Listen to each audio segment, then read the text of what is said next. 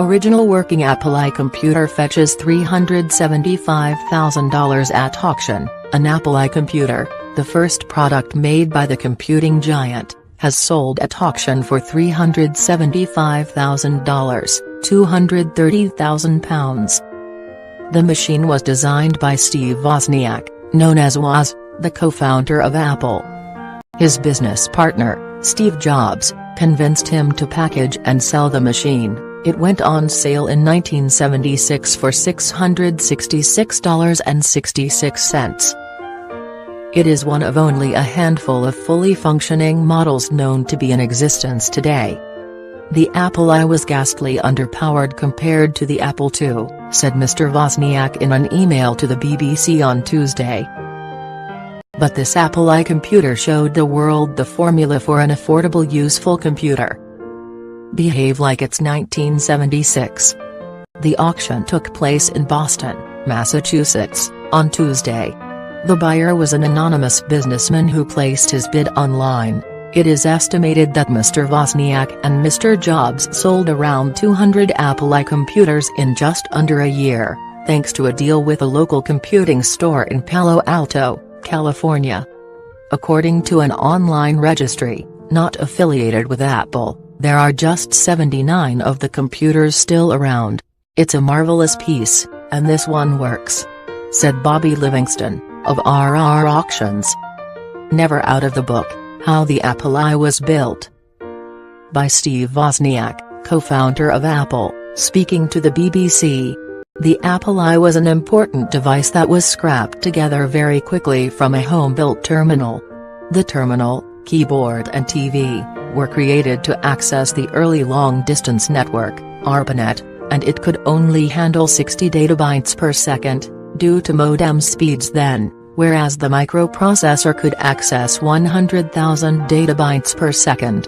Hence the Apple I was ghastly underpowered compared to the Apple II, but this Apple I computer showed the world, starting with the Homebrew Computer Club members, the formula for an affordable useful computer. I gave my designs away for free at the Homebrew Computer Club. My belief in how computers could help with education led me to plead with Steve Jobs to give the first Apple I to a woman in our club, Liza Loop, the first Apple I to possibly take into elementary school classrooms to show the students what a computer was. Steve made me buy it, from us, for $300, and I gave it to Liza myself. We might have made 150 Apple I boards. Steve Jobs handled the business of the Apple I and we actually built up a bank account of about $12,000. It was my idea to price it at $666.66. So few of these boards are known that the scarcity gives them high value. It's fair to say that the Apple I was the first personal computer, depending on how you define personal. The Apple I and Apple II took steps that had never been taken before.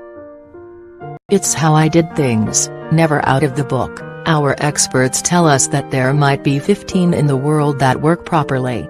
You can power this thing up and behave like it's 1976. It's pretty fantastic.